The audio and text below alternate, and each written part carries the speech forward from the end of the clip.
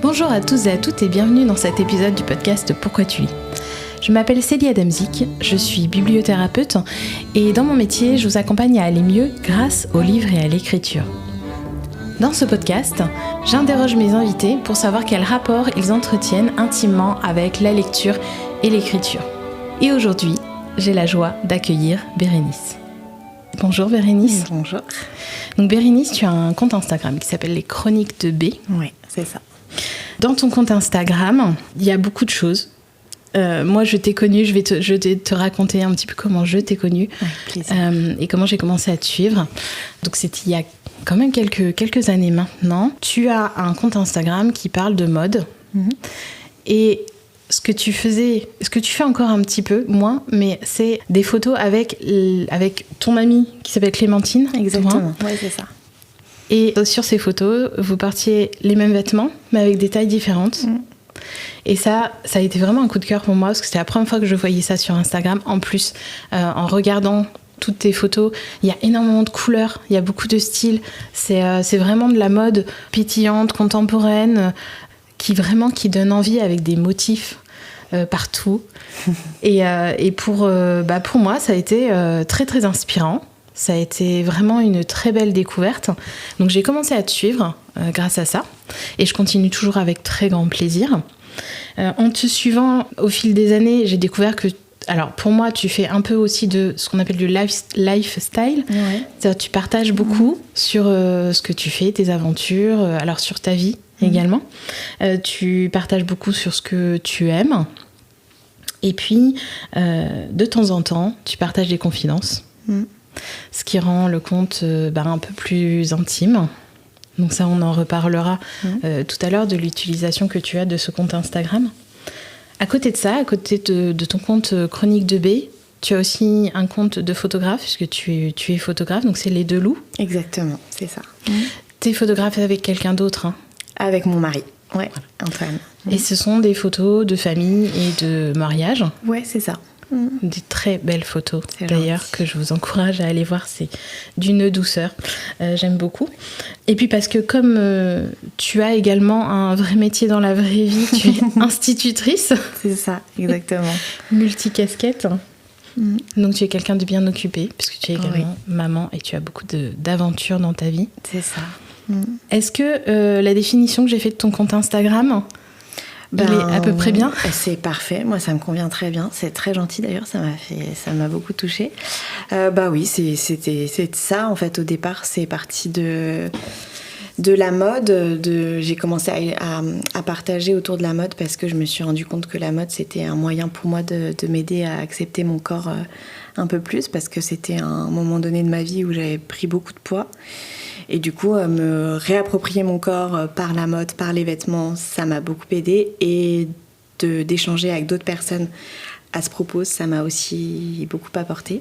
Et puis après, j'ai continué. Et comme tu dis aussi, j'aime beaucoup écrire. Donc d'ailleurs, au départ du compte Instagram, c'était surtout, j'avais un blog en fait, sur lequel j'écrivais beaucoup. Et puis voilà. Et puis après, j'ai un peu délaissé ce blog et je me suis vraiment concentrée sur Insta. Il y a un texte que j'ai récupéré sur ton compte Instagram que j'aimerais bien lire parce que ce texte, il m'a énormément touchée parce que je me suis beaucoup reconnue dedans. Ok. Ça t'ennuie pas? Ah ben non. Okay. Alors, le texte, c'est « Je suis née en 1990, j'ai donc grandi dans les années 2000 avec la pression constante de correspondre aux standards de beauté. J'ai été matraquée de couvertures de magazines mettant en compétition le corps des femmes, qui se rappellent des top et flop des Summer Body. J'ai vu Jennifer de la Starac se mettre au régime devant la France entière à une heure de grande audience. J'ai surfé sur les forums pro-Ana qui postaient des teen posts, des modèles de femmes maigres auxquelles on souhaitait toutes ressembler, comme Nicole Richie ou Lindsay Lohan. Et je sais qu'on est nombreuses à avoir été élevées dans cette obsession du corps parfait, le corps maigre, puis le corps mince, puis le corps musclé. À chaque époque, son corps idéal. Et je crois que si, plus jeune, j'avais vu des femmes au corps différents, j'aurais plus apprécié mon corps dans toutes ses formes. Merci pour ce texte, parce que vraiment, moi, il m'a beaucoup touchée, parce que j'ai mis des années et des années à comprendre ça, en fait. Ouais, ça c'est un vrai problème et je m'en suis rendu compte il y a finalement peu de temps. Parce que je mettais beaucoup sur le dos de ma mère, de mes traumas, ce rapport conflictuel que j'avais avec mon corps. Et en fait, je me suis rendu compte au fil du temps que la société, elle n'était pas... Elle avait sa part de responsabilité, une grande part de responsabilité, et pour beaucoup, beaucoup de femmes, en fait. Et c'est d'ailleurs chez les femmes, en fait. Enfin, je vois bien, moi, mon mari, il a aucun problème avec son corps. Enfin, la plupart des hommes que je connais n'ont aucun problème avec leur corps. Et il y a que nous, les femmes, qui avons été aussi matrixées par les médias, enfin vraiment, voilà, je m'en rappelle très bien de ces magazines publics, Closer, que j'emmenais à la plage. Et en fait... si j'avais levé les yeux de mon magazine où je voyais tous ces corps parfaits qu'on continuait à juger d'ailleurs, si j'avais juste levé les yeux et que j'avais vu que en fait non, la vraie vie c'est des tas de corps très différents qui ont vécu des tas de choses très différentes et voilà, et il faut réussir à l'intégrer. Et c'est pas facile parce qu'on nous a toujours dit que c'était de notre faute et que si on était trop grosse c'était de notre faute. Et d'ailleurs aussi j'ai été aussi beaucoup aidée par des comptes Instagram comme par exemple Corps Cool, je sais pas si tu connais ce compte Instagram, qui m'a aussi beaucoup aidée à me détacher de ce que la société m'impose en fait, et aussi je me suis rendu compte qu'en fait la société avait beaucoup à gagner à ce que les femmes détestent leur corps, et ça vraiment ça a été aussi un peu une révélation de me dire en fait ah mais oui, en fait si on déteste notre corps, il y a forcément des gens qui ont quelque chose à gagner. Parce que c'est une société de consommation et voilà, comme maintenant par exemple on fait beaucoup la pub des médicaments pour maigrir. Avant c'était les opérations bariatriques, et je dis ça sans aucun jugement et sans aucune critique, puisque je suis moi-même passée par la case chirurgie bariatrique, parce que je sais ce que c'est que d'être grosse dans un monde qui déteste les gros, en fait. Et c'est hyper intéressant ce que tu racontes. Et moi, ce qui vraiment aussi résonne très fort, c'est le fait de psychologiser quelque chose qui, en fait, est un problème de société. Dans le sens, comme tu le dis, moi, je suis passée par là, mais je suis vraiment pas la seule, et toi non plus, d'aller chez le psy pour essayer de régler cette aversion qu'on a pour nous-mêmes, pour notre propre corps, en essayant de trouver des raisons qui sont effectivement soit notre mère, notre père, nos arrière-grands-parents, ou nous-mêmes, en fait, ou des traumas de nous-mêmes, alors que finalement, est-ce que le problème ne viendrait pas de la société ? Oui, non, mais clairement. Ouais, clairement. Et puis, finalement, c'est aussi encore une fois rejeter la faute sur nous, alors que c'est... Clairement, je pense que vraiment la société a vraiment beaucoup à se reprocher. Elle se reprochera jamais ça, bien sûr, mais déjà si nous on le sait, si nous on prend conscience de ça, peut-être que ça pourra nous aider et que ça pourra aider nos filles. Tu vois, il y a ça aussi. Maintenant, je me dis attends, là t'as une petite fille. Moi c'est hors de question pour moi qu'elle grandisse avec cette pression de la minceur, avec cette pression de se dire je dois absolument être belle, être mince, ou être musclée, ou être... non, moi je veux juste qu'elle grandisse en se disant qu'elle veut être heureuse, qu'elle veut apprendre plein de choses, qu'elle veut grandir correctement, quoi. Ouais. Est-ce que du coup, le fait d'écrire dans un compte Instagram, ça te permet un peu de militer ? Même si c'est un gros mot, mais... Ouais, totalement. Ouais, vraiment, totalement. Après, à mon échelle, parce que je sais que j'ai aussi mes biais à moi qui font en sorte que, je pense que encore plus maintenant, j'ai plus tellement ma place pour certaines personnes dans la lutte contre la grossophobie, parce que j'ai perdu beaucoup de poids et parce que je suis plus aussi grosse qu'avant, même si je me considère toujours comme étant dodue. Mais pour moi, c'était important d'avoir cet espace-là à moi pour militer. Même maintenant, je milite sur d'autres choses, je peux pas m'empêcher de partager par exemple des choses qui me font hurler et qui me font être très triste, par exemple sur ce qui se passe en Palestine en ce moment. J'ai déjà partagé des choses et on m'a dit t'es la seule influenceuse qui parle de ça, ou alors je suis loin d'être la seule influenceuse qui parle de ça, mais c'est vrai que il y a quand même une espèce d'omerta quand même autour de ça dans l'influence, parce que on veut pas risquer de perdre des contrats, on veut pas risquer de perdre des abonnés, et que voilà, on se dit c'est politique, donc je vais pas en parler trop parce que je m'y connais pas trop. Alors certes, moi non plus, je m'y connais pas trop, je suis pas spécialiste de ce qui se passe en Palestine et en Israël.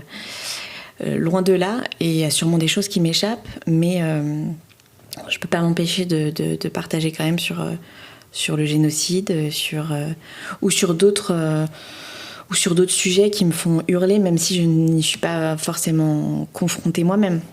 Mais c'est vrai que de base, c'était beaucoup sur la grossophobie, sur les troubles alimentaires, sur... Après, il y a eu aussi, on en reparlera, mais il y a eu aussi sur l'inceste, sur tout ça, sur des sujets qui me parlaient forcément, avant tout, et qui me touchaient vraiment personnellement. Et du coup, ce compte Instagram, ça me permettait de porter ma voix un peu plus loin que la famille, les amis, mes collègues, voilà. Est-ce que tu as pensé à la base ton compte Instagram comme un support d'écriture pour pouvoir porter ta voix ?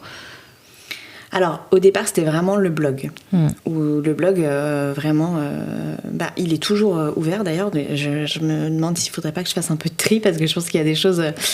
je pense que j'aurais un peu honte aujourd'hui. Mais sur ce blog-là, j'écrivais vraiment des pavés entiers sur ces sujets-là, beaucoup sur l'alimentation, beaucoup sur les troubles alimentaires, sur la manière dont je percevais mon corps, la manière dont les autres pouvaient le percevoir, sur mes premières expériences de grossophobie. Enfin voilà, ça c'est vraiment... Mon blog, ça a permis d'avoir un exutoire pour parler de ça. Et après Instagram, j'ai voulu continuer quand même un peu ça, mais en fait on est très limité parce qu'il y a peu de place pour l'écriture. Et puis les gens, je suis pas sûre qu'ils viennent vraiment sur Instagram pour voir des écrits. Enfin, vraiment, je vois bien, parfois j'ai parlé de choses... j'ai eu des... Alors, c'est assez anecdotique, mais j'ai quand même eu des messages... Quand j'ai annoncé la naissance, où j'ai parlé de la naissance de ma deuxième fille, qui est donc née sans vie, j'ai quand même eu des « félicitations, une petite fille, Céleste, c'est un trop beau prénom ». Enfin voilà, des félicitations qui n'avaient pas forcément lieu d'être, mais en fait parce que ces personnes n'avaient pas lu le texte, ou avaient juste lu les premières phrases et vu la photo d'une petite main, et dans la mienne, et du coup ils se sont dit voilà, c'est une naissance, je vais féliciter la personne, sauf qu'en fait j'avais quand même bien écrit noir sur blanc ma petite fille née sans vie, que j'étais dévastée, que c'était très dur. Et je me suis dit oui, je pense qu'il y a un certain nombre de personnes qui voient Instagram comme vraiment c'est des photos, des vidéos, on va pas beaucoup plus loin. Et puis c'est uniquement du divertissement aussi. Oui. Il y a beaucoup de gens qui ne font que consommer Instagram en termes de divertissement. Et parce que on peut supposer que c'est des gens aussi qui ne t'ont pas tellement suivi au niveau des stories et tout ça, parce que tu as beaucoup partagé quand même sur cette histoire. Du coup, ce qui m'amène à la question de est-ce que tu en as besoin de partager, tu sais, à l'écrit, dans tes stories beaucoup surtout. Oui, c'est vrai. Ce qui t'arrive, alors tes histoires qui sont pas forcément faciles. Donc moi, c'est vrai que j'ai commencé à te découvrir en tant que humaine. Je sais pas si c'est vraiment le terme, mais avant ton opération, la sleeve, j'avais l'impression que tu partageais beaucoup au niveau des looks, au niveau de la mode. Puis c'est comme ça que je te suivais. Et puis le fait que tu partages autour de ton opération. C'est-à-dire que tu as partagé quand même beaucoup de tes réflexions, de la manière dont ça s'est déroulé, etc. J'ai commencé à trouver ça peut-être alors plus humain, mais je ne sais pas si c'est vraiment le bon terme, mais en tout cas, d'avoir une connexion plus forte avec toi. Oui. Oui. Alors, d'un côté, j'en ai besoin, je pense, parce que j'ai besoin d'écrire.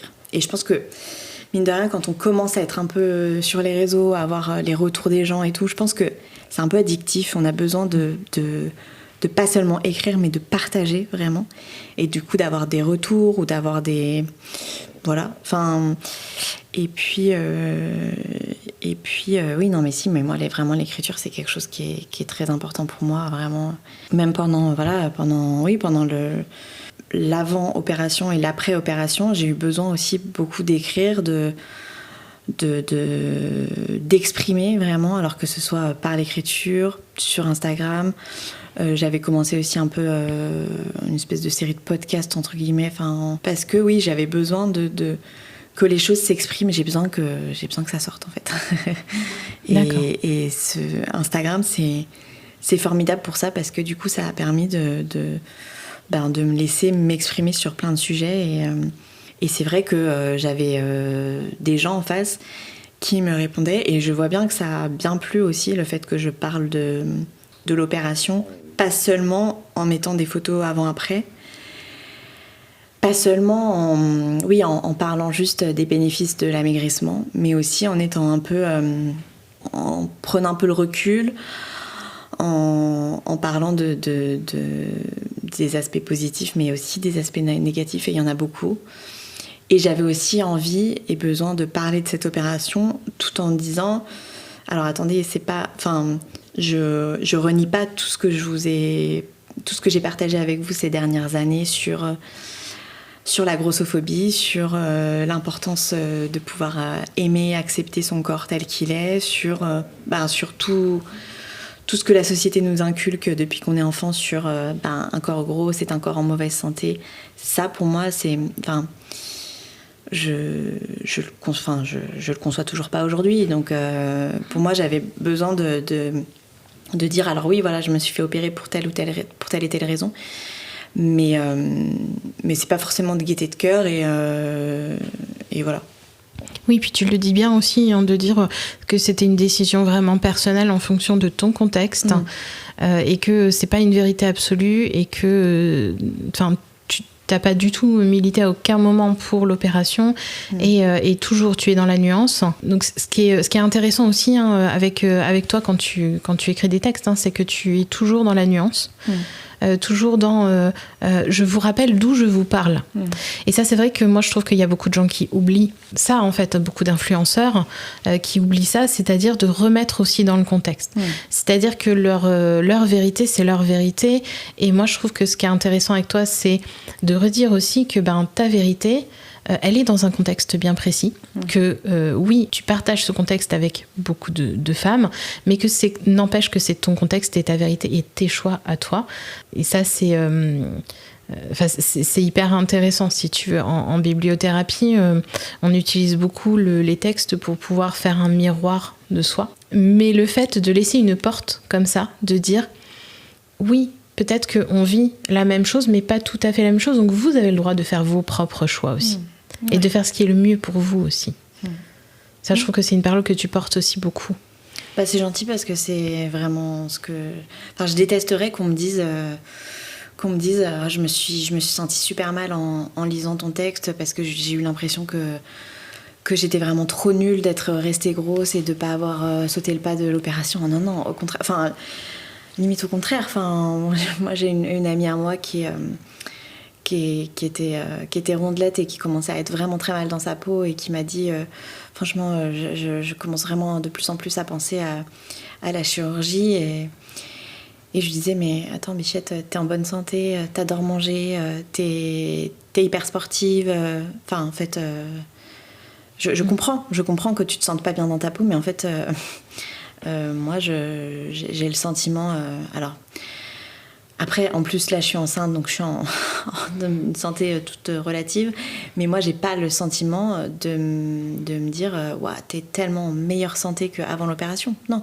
Alors, je suis moins essoufflée, je prends moins de place. Et c'est vrai qu'être moins essoufflée et monter plus vite les escaliers, c'est quand même aussi positif. Mais en termes vraiment de santé, j'ai pas l'impression de péter la forme par rapport à avant mon opération. Vraiment pas. Et c'est compliqué de ne pas pouvoir manger comme comme on le veut, enfin voilà, je pense que c'est vraiment... Et vraiment, moi, mes meilleurs amis qui souhaiteraient passer le cap de cette opération, je leur dirais, attention, je suis pas sûre... Et du coup, d'ailleurs, cette amie n'a pas fait cette opération et je suis très heureuse pour elle parce qu'elle se sent quand même mieux là dans sa peau en ce moment et sans l'avoir fait. Donc voilà. En tout cas, merci pour ce partage d'expérience qui est fort intéressant. Pour revenir à l'écriture, est-ce que tu as toujours eu ce besoin d'écrire ? Oui, ouais, j'ai retrouvé des... Alors déjà, j'ai ouvert un Skyblog en troisième, je crois, en troisième ou en seconde, je sais plus, où j'ai commencé à écrire pas mal à ce moment-là. J'ai eu aussi des journaux intimes, bien sûr. Et puis j'écrivais des histoires. J'ai vite commencé à écrire. Je vois, mes parents ont gardé pas mal de trucs et j'ai vite commencé à écrire des histoires. Parce que forcément, ce qui va souvent avec, c'est que je lisais beaucoup quand j'étais petite. Et oui, j'ai vite eu envie d'écrire des histoires de princesses, de choses qui me parlaient, quoi. Donc j'ai vraiment, à partir du moment où j'ai commencé à écrire, à savoir écrire vraiment au CP, quoi, CP, CE1, j'ai eu envie d'écrire des histoires. Donc ça, c'est vraiment quelque chose qui m'a suivie depuis longtemps. Alors après, je pense que c'est comme tout, c'est notamment comme dans la lecture aussi, c'est qu'il y a des moments où on va plus écrire, où on va plus lire que d'autres. Il y a des moments où moi je lis plus du tout. Enfin, il y a des moments, des mois entiers où je ne lis plus un seul bouquin, où je n'ouvre plus un seul bouquin. Et de la même manière, il y a des mois entiers où je vais rien écrire, où ça va rester très... où sur mon compte Insta, je vais rester très superficielle et très... dans ce que je vais partager, ça va être assez simple, voilà. Et puis il y a des moments où j'ai besoin de beaucoup écrire et de beaucoup partager. Voilà. Ok, est-ce que tu peux nous en parler de ces moments-là où tu en as particulièrement besoin ? C'est souvent quand ça va pas. Vraiment, ça a été un exutoire pour quand ça allait pas depuis déjà bien, bien longtemps. Même quand ça n'allait pas, par exemple en seconde, je me rappelle écrire sur mon Skyblog, des choses... mi-poétique, mi-gênant aussi. Mais bon, je pense qu'on est beaucoup. Hein. Et puis, vraiment, ça m'a permis aussi, comme je te disais, quand j'ai commencé à prendre du poids, je suis passée de l'anorexie boulimie à un peu d'hyperphagie. Enfin bref, j'ai arrêté de me faire vomir en tout cas. Et du coup, forcément, le poids a explosé. Et j'ai eu besoin d'écrire aussi pour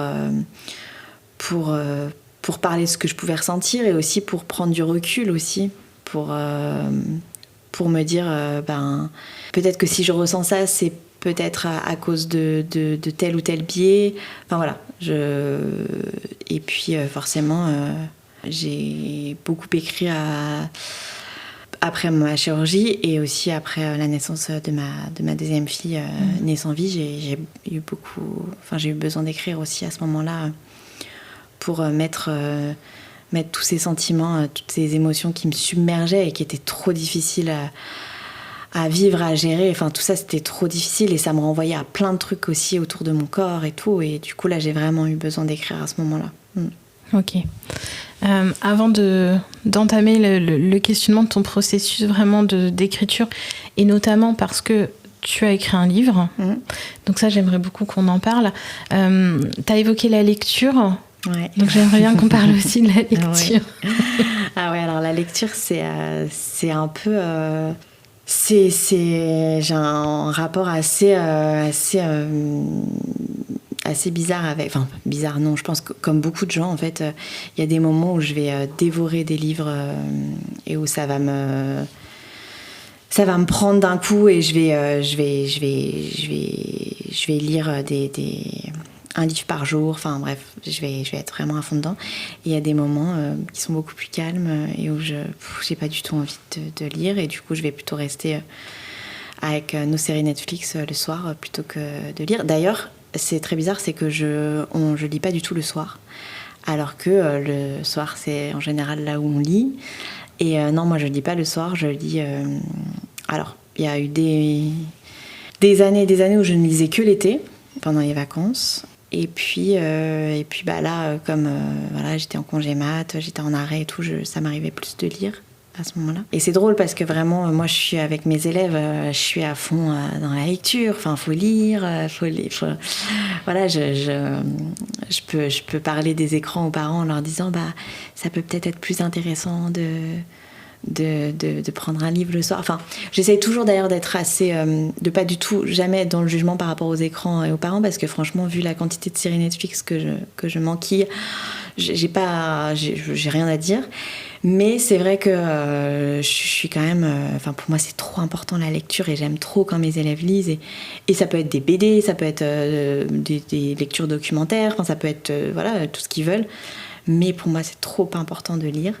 Et puis, tu es vraiment dans la phase, comme tes élèves, c'est CE2, CM1. Ouais. C'est vraiment le moment où ça se cristallise, le plaisir de lire ça. Tout seul. Ouais, c'est ça. C'est ce que je pense qu'en CP, CE1, on a encore un peu parfois du mal à trouver le plaisir de lire parce que on bute un peu, c'est un peu plus long. Alors qu'en CE2, CM1, ça y est, ça commence à être fluide et du coup, c'est très important pour moi d'inculquer ce plaisir-là. Même avec ma fille, enfin, on lui lit beaucoup d'histoires, elle nous réclame beaucoup d'histoires. Enfin, elle a aussi des comment ça s'appelle, les boîtes à histoire. Et ça, c'est trop bien. C'est la meilleure invention. Enfin, vraiment, c'est génial. Oui, je confirme. et du coup, c'est important. Mais c'est vrai que je vois que je suis un peu... voilà. Il y a des moments où je lis beaucoup, des moments où je lis beaucoup moins. Par exemple, il y a eu un moment entre le moment du diagnostic anténatal... Donc voilà, le moment où on m'a dit que ma fille n'était pas viable et qu'il fallait qu'on procède à une IMG. Et le moment de l'IMG, j'ai énormément lu. Parce que je voulais, je pense, mettre mon cerveau de côté. Et je me suis enfilé je ne sais combien de livres. Et je ne les lâchais plus. C'est-à-dire que je pouvais même lire... on a reçu des amis, par exemple, le week-end juste avant. Et moi, j'étais là avec mon livre et fallait que je sois dedans, toujours, parce que ça me permettait de penser à autre chose, vraiment, et de m'échapper le temps d'un instant et de plus avoir cette réalité en tête et d'avoir une autre réalité. En plus, moi, je suis très... j'aime beaucoup les livres policiers. Donc, c'est des livres qui nous happent et qui ne nous lâchent pas. Enfin, je peux plus lâcher le livre tant que j'ai pas découvert ce qui s'est passé, vraiment. Enfin, vraiment, c'est... Et vraiment, je me suis rendu compte de ça. Et à partir du moment où j'ai accouché de ma deuxième fille, j'ai plus lu. J'ai plus lu du tout. J'avais pris... je m'étais dit... le temps de l'accouchement, le temps après et tout, j'avais pris une pile de livres que ma mère m'a acheté. Et j'ai rien lu et je n'ai plus lu depuis. Et je pense que là, c'est les vacances, donc je vais m'y remettre. Mais j'ai plus lu depuis. Ouais, t'as eu vraiment une période où t'as eu besoin de cette bulle et de mettre ton cerveau en pause. C'est intéressant. Est-ce que du coup, tu te souviens Donc, t'as lu beaucoup de polars? Ouais, c'est principalement des polars. C'est essentiellement ça que je vais dire, ouais. D'accord. Je me souviens même plus des... Ouais, parce qu'en plus, en général, je les lis et puis après, j'oublie. Et puis après, je les mets de côté et puis... Donc je ne saurais même pas te dire ce que j'ai lu. Ouais, mais c'est bien aussi parce que du coup, peut-être ça veut dire aussi que à ce moment-là, tu avais envie surtout de t'évader, d'être dans une réalité autre. Ce qui est intéressant avec le polar aussi, c'est qu'en général, alors ça dépend ce que tu lis comme polar, mais très très très souvent quand même, le méchant il punit. Il y a quand même une résolution assez positive à la fin, où on trouve le coupable où le meurtrier est attrapé et puni, ce qui n'est pas le cas dans tous les polars, loin de là, mais c'est vrai qu'il y a quand même quelque chose d'assez satisfaisant là-dedans. Alors après, je ne sais pas du coup si c'était ton cas, mais moi ce que je vois aussi, c'est que tu étais en train de vivre quelque chose d'extrêmement injuste. Tout à fait. Et le fait de lire un polar pouvait te rendre un semblant de justice, en tout cas quelque chose qui se terminait en soi. Mais c'est peut-être qu'une interprétation. Ouais, non, mais c'est vrai que je n'y avais pas pensé évidemment sur le moment, mais je pense que oui, maintenant que tu m'en parles, oui, je pense qu'en effet, il y avait cette... Et puis, c'est cette envie de résolution d'un problème. Parce que moi, mon problème, il n'allait pas pouvoir être résolu de la manière, en tout cas, dont je souhaitais. Et du coup, lire un polar qui allait pouvoir se résoudre, c'était aussi peut-être quelque chose d'un peu satisfaisant dans le contexte actuel des choses, quoi. Et donc, du coup, tu disais là, c'est l'été, tu vas peut-être te remettre à lire. Est-ce que tu as des envies de lecture ? Alors, qu'est-ce que j'ai J'ai pris plusieurs livres. J'ai pris le livre de... on parlait tout à l'heure du fait qu'on reconnaissait pas. Moi, je reconnais pas les gens dans la rue, je reconnais plus les prénoms et je ne reconnais plus non plus les titres de livres. Si, c'était La Consolation de Flavie Flamand. Ah oui. Parce que j'avais vu le téléfilm il y a pas très longtemps et je me suis dit que ça pouvait être intéressant de lire ça. C'est son histoire, en fait, notamment sur des agressions sexuelles qu'elle a vécues et sur aussi sa relation très, très toxique avec une mère très maltraitante. Voilà, histoire de spoiler un petit peu. Et c'est ce que je n'osais pas le dire. C'est sympa en lecture d'été. Ouais, c'est ça. Non, mais j'avoue que moi, je lis pas trop de choses très légères, très... Non, c'est soit des polars, soit des choses un peu plombantes. Je me suis rendu compte que... Alors, autant je consomme, par exemple, sur TikTok, vraiment, j'ai consommé des vidéos très drôles, très... Voilà, je vais être friande de ça. Autant dans la lecture, je pense que j'ai besoin d'un peu plus de je sais pas... Je vais pas dire de profondeur, parce que je pense qu'il y a de la profondeur aussi dans des lectures plus légères, entre guillemets, moins difficiles. Mais ouais, souvent, ça va être ça. Si, j'ai aussi emporté avec moi le livre de Matou. Alors moi, Matou, c'est une illustratrice que j'aime beaucoup. Oui. Et elle a écrit un roman, je sais pas si tu l'as lu. J'ai pas encore lu son roman. Et du coup, je l'ai pris avec moi dans ma valise. J'en ai pris plein, comme si j'allais... Franchement, je pensais passer ma semaine à la plage, mais... De toute évidence, la canicule s'est arrêtée là. Alors aujourd'hui, nous sommes le 7 juillet. On a eu 15 jours de très très très très beau temps pour la Normandie quand même, alors, comme dans tout le reste de la France. Aujourd'hui, il doit faire 15 degrés et il pleut. Mais normalement, ça revient à partir de demain. Après, peut-être qu'à l'écoute de ce podcast, vous allez me démentir. Mais normalement, il y aura possibilité d'aller à la plage avec un bouquin sous le... D'ici la fin de la semaine, avec un bouquin, parce que c'est quand même ça qu'on préfère. Voilà. Et je tiens à préciser, plus les magazines closer publient avec les top et flop décors pour cet été. Ça, c'est un grand nom. Donc non, maintenant, je vais à la plage avec un bouquin, avec ma fille et ses châteaux de sable aussi. Mais bon, ça, c'est plus son père qui s'en charge. Parce que moi, ça me gonfle, les châteaux de sable. Mais son père se fait un plaisir de l'accompagner sur ça. C'est bien, parce que comme ça, chacun son rôle. Voilà, chacun son activité. Chacun son activité. Pour revenir aux lectures, du coup, toi, t'as grandi dans la lecture. Moi, ce qui m'a fait sourire quand j'ai commencé à préparer l'interview, c'est que tu es quand même institutrice. Du coup, la lecture et l'écriture, c'est quand même au centre de ton métier. C'est vrai. Et du coup, on peut supposer, peut-être c'est pareil, c'est une supposition que je fais, que tu as toujours été entourée de livres. En tout cas, et on suppose, vu ce que tu nous as raconté, que tu as toujours aimé ça. Ouais. Alors, j'ai toujours aimé ça, mais je l'ai pas toujours fait. Vraiment, je me rappelle de vraiment d'années où j'avais plus lu un seul bouquin, vraiment. Et ça, par exemple, pour ma mère qui tient d'ailleurs sa liste de lecture de l'année, enfin, ça lui paraissait fou. Et même moi, maintenant, je me dis quand même... c'est tellement beau de lire. On a tellement la possibilité de rentrer dans tellement d'univers différents et d'avoir tellement de vivre tellement d'émotions différentes aussi. Sauf que, en fait, donc moi, quand j'étais petite, j'étais très poussée pour la lecture. Alors, pas forcée, mais poussée bien comme il faut quand même, avec des livres très différents. Enfin voilà, moi, c'est ma mère qui m'a mis mon premier Harry Potter entre les mains. Et ça, j'ai tout de suite accroché, j'ai tout de suite adoré.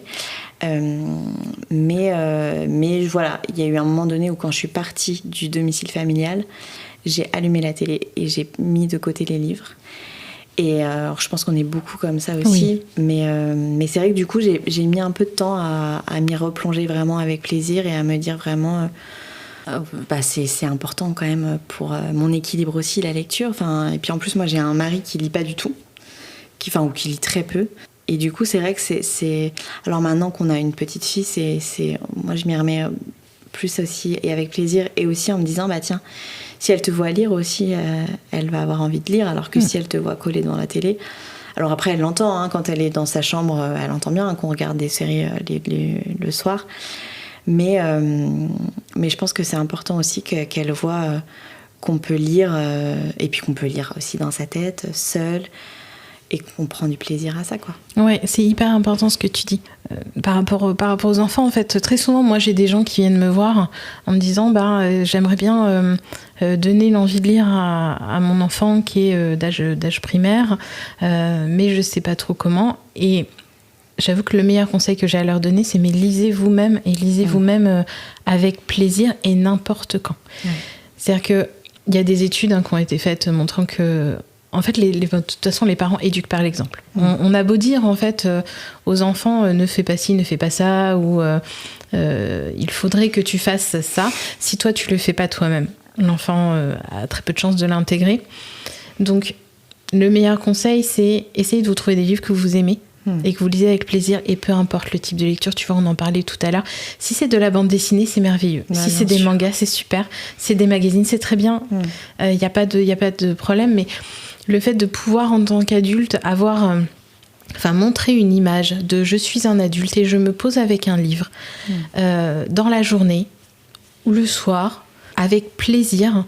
Et c'est un moment de détente, et c'est un moment qui peut-être qui est ritualisé aussi. Forcément, l'enfant, ça va lui donner envie, en fait. Ouais. Oui, oui, ça, je le vois bien. Alors, Augustine, elle a besoin aussi, comme moi, je pense... Moi, par exemple, si je vais faire la vaisselle, j'ai besoin d'avoir un podcast en permanence. Elle a besoin d'avoir ses histoires en permanence. Donc parfois, c'est insupportable parce qu'elle va venir à table avec sa boîte à histoires et on va devoir se coltiner les aventures d'Anatole La Tuile ou de je sais pas qui, enfin bref, ou les belles histoires, ou les...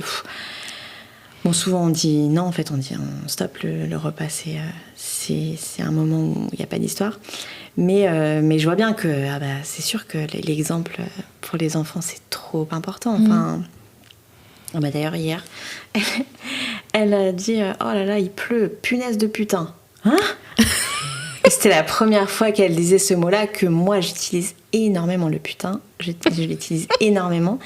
Et elle n'avait encore jamais répété ça. Et j'étais très fière du fait que ma petite fille de 5 ans ne disait absolument jamais de gros mots.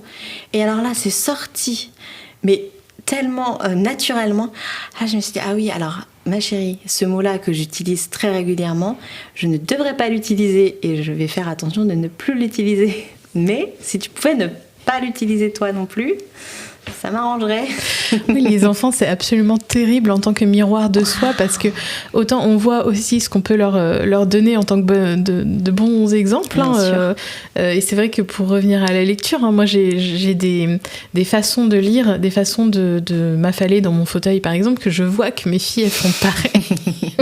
Ou alors le fait de prendre une tasse de thé et d'aller bouquiner avec une tasse de thé, je les vois prendre un verre d'eau et se mettre le verre d'eau à côté pour ouvrir le livre aussi dans le canapé. Autant ils prennent aussi nos mauvais côtés et nos mauvaises habitudes. Voilà. Bien sûr. Donc nous sommes les premiers exemples de nos enfants. Et nous sommes des parents imparfaits, mais c'est parfait comme ça. Oui. Je pense. Du coup, en parlant de livres, moi j'avais très envie d'aborder le fait que toi tu as écrit un livre qui s'appelle Le corps au bord. Ouais, c'est ça. qui parle de ton rapport au corps, qui sera publié à la fin de l'été, si j'ai bien vu au niveau des dates. Exactement, oui, c'est ça. Et il est en précommande actuellement. Exactement. Donc on est en juillet 2025. Ouais. Vous pouvez encore le précommander. C'est ça. Alors, j'avais envie de te demander déjà, comment il est né ce livre ? Comment il est venu ? En fait, j'ai vraiment la naissance de ma deuxième fille, ça a été vraiment la plus grosse épreuve de ma vie. Vraiment, c'est aller dans une maternité enceinte avec son bébé qui bouge en soi et sortir sans son bébé, c'est vraiment une épreuve que je ne souhaiterais vraiment à personne. Vraiment, même pas mon pire ennemi. Enfin, vraiment, c'est vraiment la pire douleur que j'ai pu ressentir. Et c'est vrai que je me suis sentie très démunie, pas très mal, très désespérée en fait, en sortant de là. Et pendant quelques jours, voire quelques semaines, j'ai été vraiment dans le désespoir le plus complet. Je faisais rien du tout. Alors, autant avant l'accouchement, je lisais beaucoup. Autant après l'accouchement, je me suis enfilée toute la série Downton Abbey. Parce que et vraiment tout le temps. Pour manger, il fallait que je regarde un film pour pouvoir m'alimenter, parce que sinon je mangeais pas. Fallait que je sois vraiment happée par ça. Mais sinon, je ne faisais rien. Je me couchais en pleurant, je me levais en pleurant. Enfin, ça a été vraiment une période très très sombre de ma vie. Et puis, les semaines ont passé et j'avais toujours pas repris le travail. Et j'étais sans mon bébé à m'occuper. Et je me suis dit que mon corps, en fait, il avait quand même pas mal encaissé ces dernières années, voire même toute ma vie, en fait. Et j'avais envie d'écrire sur tout ça, j'avais envie d'écrire sur mon histoire avec mon corps, parce qu'en fait, je me rendais compte aussi en échangeant sur Instagram qu'on était beaucoup à avoir... En fait, quand j'ai beaucoup parlé de troubles alimentaires, de grossophobie, j'ai eu beaucoup de retours. Et quand j'ai parlé de chirurgie bariatrique, j'ai eu beaucoup de retours. Et là, quand j'ai parlé de cette pire épreuve de ma vie, j'ai eu beaucoup de retours aussi, alors que c'était un sujet où j'avais l'impression que c'était assez rare, en fait. En fait, pas tant que ça. Le deuil périnatal, ça touche beaucoup de monde, beaucoup de femmes.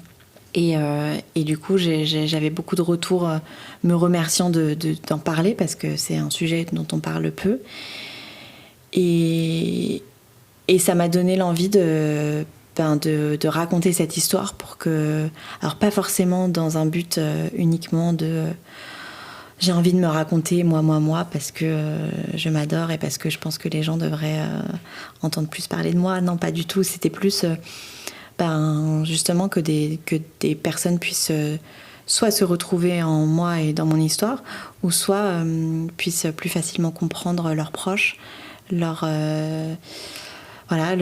rapport difficile qu'ils peuvent avoir avec leur corps, tous ces sentiments entremêlés qui peuvent arriver après la naissance d'un bébé sans vie. Enfin voilà, c'était... J'avais envie de parler de ça aussi, parce que et puis vraiment parce que moi, vraiment, le deuil périnatal, alors bien sûr, je savais que une cousine d'Antoine avait perdu son bébé à 8 mois de grossesse, je savais que j'avais un collègue qui avait perdu aussi son bébé à 7 mois et demi. Enfin voilà, je savais que ça existait quelque part, mais on en parlait très peu. Enfin vraiment très très très peu, comme si ça existait, mais il faut pas trop en parler. Alors déjà, je pense que c'est tellement douloureux pour un certain nombre de personnes que il y a des personnes qui préfèrent pas parler de leur traumatisme, et ce que je comprends et ce que j'entends tout à fait. Mais aussi, il y a des personnes qui ne veulent pas entendre ça aussi. Ça, c'est vraiment aussi un autre problème. Mais c'est vraiment... On voit bien, en fait, on n'a pas l'écoute en face, on n'a pas les gens veulent surtout pas entendre ça, parce qu'en fait parler d'un bébé mort, voilà, c'est horrible. Je me souviens d'un des meilleurs amis d'Antoine qui lui a dit ah bon, mais tu vas faire une cérémonie?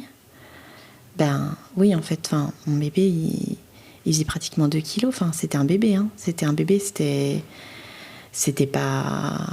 Alors déjà, je pense qu'une fausse couche, d'ailleurs je déteste ce terme, une grossesse qui s'arrête dans les premiers mois, ça peut être très traumatisant et ça peut être très dur pour un certain nombre de femmes. Mais moi, ce bébé, je l'avais senti bouger depuis des mois. Il aurait pu arriver là en parfaite santé. À ce moment-là, ça aurait été possible aussi. Donc bien sûr qu'il allait avoir une cérémonie, bien sûr que ce bébé... on allait le faire exister comme ça, et j'ai trouvé ça fou, et je me suis dit ah oui, mais je pense que vraiment il y a un certain nombre de personnes qui veulent pas entendre que c'est un bébé et qui fait partie de notre famille. Et du coup j'avais envie d'écrire pour parler de ça, et puis pour faire exister ma fille aussi quelque part. Ouais, je pense qu'on touche là à mon sens, 2 gros tabous qu'on a culturellement parlant, ce qui sont la mort et puis, mine de rien, le mystère de la femme aussi. Parce que c'est quelque chose qui est pas très étudié, qui est très minimisé. C'est vrai que tout ce qui tourne autour de l'appareil sexuel féminin et qui donne la vie... on le sait aujourd'hui, est très, très peu étudié par rapport aux hommes, par exemple. Et il y a toujours eu un espèce de tabou culturel autour, effectivement, comme tu le dis, des grossesses que l'on perd, de cette douleur, et puis du fait que un enfant... alors je sais pas si c'est dû à ça, mais je pense que oui, un enfant qui est à l'intérieur du ventre et qui sort sans vie, selon certaines personnes, n'a pas existé. Alors que c'est faux. Voilà. Alors qu'il suffit d'avoir expérimenté ça pour savoir que c'est complètement faux. Comment tu t'es dit... Est-ce que tu as déjà commencé à écrire pour toi-même, ou est-ce que tu t'es dit dès le départ que tu avais envie d'écrire pour les autres? Non, d'abord j'ai écrit un peu pour moi, et puis aussi pour me rappeler aussi. Enfin voilà, j'ai fait un peu... Au départ, c'était assez factuel. Enfin, c'était les étapes de cette grossesse déjà que j'ai écrit, je me rappelle, en note sur mon téléphone, et puis en fait vraiment ça a été un rebondissement, cette grossesse. Vraiment ça a été des hauts, des bas, des grandes frayeurs, et puis finalement des grandes joies, parce qu'on nous a annoncé une fois que non mais si c'est bon, tout va bien, et puis finalement non, et puis ça a été très... Et du coup, j'ai eu besoin d'écrire pour me rappeler bien, pour me rappeler les étapes, pour me rappeler les dates. Et j'avais aussi envie d'écrire tout ça aussi pour ma fille, pour Augustine, parce que, mine de rien, elle était petite, elle avait 4 ans quand sa petite sœur est née sans vie, elle avait 4 ans et demi. Et j'avais aussi envie de pouvoir lui offrir quand même tous les détails de cette grossesse pour qu'elle puisse aussi comprendre plus tard. Alors après, on lui a toujours tout expliqué au moment, à chaque période, voilà. Mais ça reste une enfant, elle reste petite, elle comprend pas toujours tout, ou alors elle comprend, mais comme elle veut comprendre aussi. Et voilà. Et donc du coup, au départ, c'était pour moi. Et puis j'ai reçu un mail de ma maison d'édition qui cherchait des auteurs à publier. Et en fait, c'est une maison d'édition qui est un peu spécialisée dans les créateurs de contenu. Alors, influenceurs, mais pas que aussi. Il y a des créateurs de contenu qui n'ont pas forcément beaucoup d'abonnés, mais qui sont très spécialisés, qui ont une certaine niche, et qui du coup... vont pouvoir publier des livres qui vont vraiment intéresser leur communauté, même aussi petite entre guillemets soit-elle. Et donc du coup voilà, et je me suis dit c'est vite, je me suis vite dit peut-être que c'est le moment en fait. Écrire un livre, ça faisait longtemps que j'y pensais. Je me rappelle quelques mois auparavant, j'ai une de mes collègues qui m'avait dit « faut que tu écrives un livre, t'écris bien, t'as tellement de choses à raconter. » Et voilà, et du coup, c'est vite... ça a vite fait écho en moi et je me suis dit bon bah allez vas-y, je pense pas que de toute façon déjà je pense que quand on écrit c'est compliqué de se faire éditer, hein. Et du coup je me suis dit bon bah ça peut être une première expérience dans l'écriture et voilà, et du coup j'ai eu un premier rendez-vous avec cet éditeur et je me suis mise à l'écriture ensuite. Est-ce que ça te faisait peur d'écrire un livre ? Pas vraiment. En fait, je me suis pas vraiment dit... Non, tout de suite, je me suis dit... en fait, ouais, je me suis dit au départ... C'est plus après, où il a été fini, où je me suis dit oh, mais ça se trouve, j'ai écrit une daube que les gens vont devoir se coltiner. Mais mon Dieu, quelle horreur. Mais au début, j'avais juste envie de me dire... j'avais juste envie de coucher tout ce que j'avais sur le cœur, tout ce que j'avais à dire sur le papier. Et d'ailleurs, j'ai vite écrit. J'ai écrit très vite. Alors, c'est assez drôle parce que je suis assez efficace sur un certain nombre de choses. Par exemple, pour préparer mes cours, voilà, je suis très efficace. Je vais très vite et en général, c'est bien. Pour faire le ménage, par exemple, c'est beaucoup moins efficace. Bizarrement. Voilà, pour certains, voilà, pour faire le tri de mes vêtements, c'est beaucoup moins efficace. Il y a des trucs où je suis hyper efficace, hyper carrée, et il y a un certain nombre de choses qui sont beaucoup plus. Et l'écriture, pour le coup, j'ai vite écrit. Alors au départ, je faisais des petits bouts par-ci par-là sur des sujets différents. J'ai parlé de mon enfance un peu, après j'ai parlé de l'inceste, j'ai parlé de la chirurgie bariatrique, j'ai parlé de Céleste, ma fille. J'ai parlé de tout ça et c'était pas toujours... après j'y revenais, il y avait des moments où j'avais envie d'écrire sur ça et j'écrivais sur ça et ça sortait très très vite. Souvent j'écrivais la nuit d'ailleurs, quand tout le monde était couché. Et je pouvais écrire jusqu'à 3-4 heures du matin sans problème. Et vraiment, je voyais que voilà, j'avais des choses à dire. Et alors après, je suis revenue dessus, mais j'ai pas fait énormément de corrections au final, parce que c'est vraiment. Et je pense que quand on voit, quand on lit le livre, c'est vraiment du spontané, quoi. Voilà. Est-ce que tu avais une routine d'écriture spécifique ou est-ce que vraiment c'était à l'envie? Parce que tu disais que tu écrivais la nuit. Ouais, non, c'était vraiment à l'envie. Je me disais pas... Alors, c'est plus à la fin où je me suis dit non, mais là, par contre, Bérénice, il va falloir que tu le termines, ce livre, en fait, parce que il y a eu des moments aussi où j'ai écrit, par exemple, j'avais moins envie d'écrire sur des moments de ma vie qui restaient compliqués pour moi, mais que j'avais pas forcément envie d'écrire, notamment par exemple mes études. Enfin voilà, ça me gonflait un peu d'écrire là-dessus et pourtant je pensais que c'était important aussi. Donc j'ai mis un peu plus de temps et où je me suis vraiment dit bon allez la Bérénice, faut que tu t'y mettes. Mais sinon en général non, je suis pas très routine de base. Donc c'était vraiment on regardait un film avec Antoine et puis après lui il allait se coucher pour bosser le lendemain et emmener Augustine à l'école et moi je me mettais à écrire et j'écrivais une partie de la nuit. D'accord. Donc le sujet de ton livre c'est le corps, c'est ton corps. Ouais, c'est ça. Alors c'est pareil, est-ce que c'est la maison d'édition qui t'a proposé ce sujet? Est-ce que c'est toi? Pas du tout. Non, c'est vraiment moi. Vraiment la maison d'édition, même sur. Alors là, il est parti en correction, mais elle m'a pas du tout influencée sur ce que je devais écrire, ce que je devais pas écrire. Donc non, j'ai été très très libre. Et oui, en fait, j'avais envie d'écrire sur le corps parce que vraiment.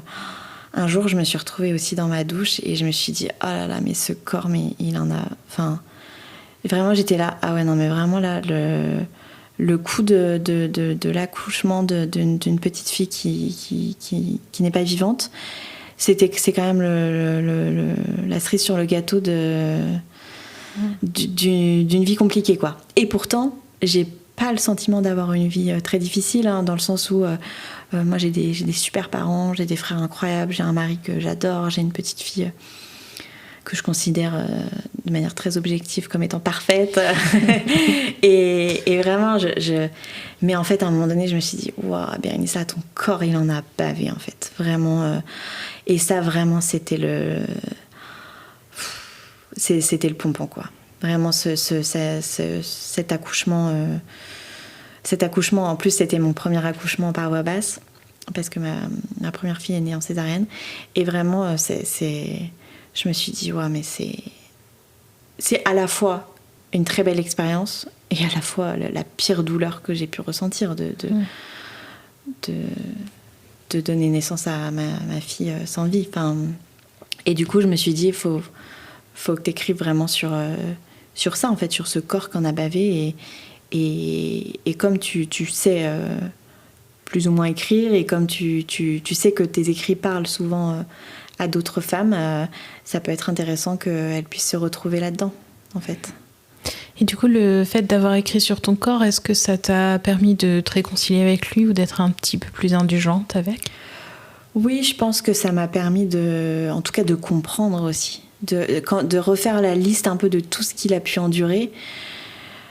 Je me suis dit, ouais, en fait, si ton corps il ressemble pas à celui de l'influenceuse à 1 million d'abonnés, en fait, c'est peut-être pas très grave. Et puis c'est peut-être aussi, peut-être que cette influenceuse, elle a peut-être pas subi tout ce que tu as subi, elle a peut-être pas traversé tout ce que tu as traversé. Et puis quand bien même, en fait, on n'est pas obligé d'avoir vécu 1000 traumatismes pour être doux avec soi et avec son corps, hein, mais voilà, il y avait ce côté un peu, oui. Alors après, quand je suis enceinte, le rapport que j'ai avec mon corps est toujours un peu complexe. Donc là, vu que je suis à nouveau enceinte, c'est à nouveau un peu difficile. Mais non, ça m'a beaucoup aidée. Et ça m'a beaucoup aidée aussi dans mon processus de deuil, parce que quand j'ai accouché de ma fille, ma psy que j'aimais beaucoup, enfin que j'aime énormément, elle était partie en congé mat. Donc elle a eu une petite fille, je crois au mois de septembre, quelque chose comme ça. Et donc elle était... Donc déjà c'est particulier d'avoir sa psy qui a vécu plus ou moins la même chose, mais avec un bébé vivant, alors que nous on vient pour... Enfin voilà, moi j'avais envie de la revoir pour parler de ce deuil-là. Et du coup, donc elle est revenue en janvier. Et moi, du coup, ça m'a permis le fait de commencer à écrire, ça m'a permis aussi de commencer ce processus de deuil. Et ça m'a vraiment beaucoup, beaucoup aidée sur... voilà. Et puis, voilà, d'avoir tout un chapitre entièrement consacré à Céleste, d'ailleurs un chapitre appelé Céleste, ça m'a aussi aidée à la rendre un peu vivante aussi, quelque part. Et de partager aussi, du coup cette expérience. Exactement. Et de savoir que ce livre, il va être publié, il va être lu par pas mal de monde. Qu'est-ce que ça fait en toi ? Ça me fait un peu peur. Ouais. Ça me fait un peu peur, parce qu'en plus, il y a beaucoup, beaucoup de proches, d'amis à moi. Donc, je me livre beaucoup. C'est un livre très intime, ce livre. Je parle... de mes expériences sexuelles, je parle de l'inceste, je parle de beaucoup de choses qui sont de l'ordre de l'intime et qu'on va pas voilà, sur lesquelles je vais pas échanger avec une personne dans la rue que je vais rencontrer. Donc déjà ça me fait un peu peur sur ce point-là. Ce qui me fait peur aussi, c'est j'ai forcément peur que les gens soient déçus, se disent franchement c'est pas terrible ce livre. C'est pas très bien écrit. Voilà, j'ai un peu peur de ça. Parce que forcément, comme c'est de l'ordre de l'intime aussi, ça me touche directement. Et qu'on puisse juger un peu ma plume, je pense que ça me ferait de la peine. Même si au final, c'est comme tout. Les livres, chacun ses goûts, chacun sa préférence de lecture. Moi, je vois, il y a un livre que j'ai beaucoup aimé l'été dernier, alors que objectivement je sais que c'est pas forcément un chef-d'œuvre de littérature, c'était La femme de ménage. Ça a fait un carton, elle est millionnaire, l'autrice et au final c'est pas de la grande littérature et c'est complètement entendable. Et voilà, il y a plein de gens qui ont aimé lire ce livre. Et voilà. Mais voilà, il y a ce côté aussi un peu où j'ai peur qu'on me juge sur ça. Et en même temps, j'ai hâte aussi. J'ai hâte que les gens puissent le lire et puissent me faire un retour, ou pas d'ailleurs, mais en tout cas, voilà, qu'ils puissent avoir aussi un peu une autre compréhension de la situation. Par exemple, c'est drôle parce que j'ai 2 profs de collège que j'ai dans mes amis Facebook et j'ai partagé ça sur Facebook et ces deux profs de collège m'ont commandé mon livre et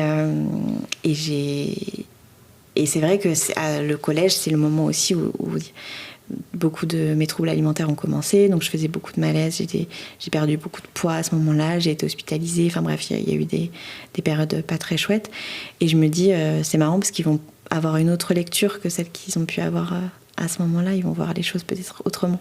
Oui, et d'un autre côté, ça va peut-être aussi aider d'autres professeurs qui ont des élèves peut-être dans ta situation et qui se posent aussi beaucoup de questions. Exactement. Ce que tu partageais tout à l'heure sur le fait que tu comprenais mieux comment était ton corps maintenant par rapport à son histoire, ça m'a fait penser à l'album de Baptiste Beaulieu, Tous les gens sont beaux. Bien sûr. Ouais. Tu l'as lu, je l'ai vu. Ouais, il est incroyable. C'est très très beau. Ouais. Il est vraiment super et c'est un album que je conseille, hein, vraiment, si vous ne l'avez pas lu, lisez-le, et qui explique justement ça, en fait, hein, le fait d'être indulgent par rapport à ce à quoi les gens ressemblent et par rapport à son propre corps, parce qu'on a tous une histoire différente et très souvent on a une histoire cachée. Donc toi, là, dans ce livre-là, tu vas exposer. Néanmoins, je pense que tu n'exposes pas absolument tous les détails. Il y a forcément des choses qui restent cachées. Mais en tout cas, c'est extrêmement courageux de ta part. Et je pense que ça va permettre effectivement à des gens soit de mieux se comprendre eux-mêmes, soit de mieux comprendre les autres personnes qui les entourent. Et ça, c'est un bénéfice de la lecture qui est absolument incroyable. Et je pense qu'on en a besoin de textes comme ça. Ah, c'est gentil. Écoute, on verra bien, mais c'est gentil. Je l'ai fait pour ça, entre autres aussi. J'avais envie, du coup, de te poser une question, parce que comme donc, tu as un rapport au corps qui est assez particulier, qui t'est très personnel. Moi, je t'ai connue avec ton compte Instagram avec des photos de toi, des photos de mode, mais des photos où tu es partout sur ton compte Instagram plein de couleurs. Et puis, tu es photographe. Et du coup, j'avais envie de te demander, est-ce qu'il y a des illustrations, des photos dans ton livre ? Oui, il y a des photos, parce que je trouvais ça intéressant, important. Moi, j'adore les livres où il y a des photos. Je trouve ça intéressant de pouvoir mettre des images sur des moments, voilà. Et du coup, il va y avoir quelques photos de moi, et du coup, justement, on va voir aussi de moi aussi, notamment avant l'opération. Après l'opération, de moi quand j'étais petite et que je pensais que j'étais un monstre de laideur et d'obésité, alors qu'en fait j'étais juste une petite fille. Tout ce qu'il y a de plus normal, entre guillemets, enfin vraiment. Et du coup, c'était important pour moi qu'il y ait quand même des photos. Super, écoute, merci beaucoup pour ce partage. Merci à toi. C'était extrêmement, extrêmement intéressant de t'entendre parler de ton rapport à l'écriture, de ton rapport à la lecture. Je pense que c'est un épisode qui va être assez inspirant, en tout cas qui va donner peut-être une ouverture d'esprit aussi, et peut-être un peu de douceur dans ce monde de brut. Avec ta permission, j'aimerais bien dédier cet épisode à Céleste. C'est gentil. Et puis à une autre petite Céleste aussi, qui est chère à mon cœur, et je pense que les personnes concernées se reconnaîtront. Je te remercie immensément, Bérénice, c'était un bonheur de t'avoir. Donc n'hésitez pas à aller voir son compte Instagram, Chronique de B. Et puis je vous retrouve très très vite pour un prochain épisode du podcast Pourquoi tu lis. À très bientôt et très belle lecture à tous et à toutes.